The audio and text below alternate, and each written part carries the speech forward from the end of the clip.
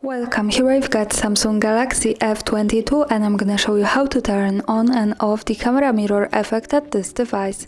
So let's start by tapping on the camera button to open it, and for now we are on standard photo mode. From here let's go to the left corner button. When we tap on it we can open the advanced camera settings. Here we have to focus on selfies category. At the second position now we have save selfies as preview option. By using the button from the right we can easily turn it off and turn it on as we need. So this is our mirror effect here, with short info from the device that this saves selfies as they appear in the preview without flipping them. So you have to of course remember that when you want to use this correctly, you have to change back camera to the front one by tapping on this button from the right. And that's all. Thanks for watching, subscribe our channel and leave the thumbs up.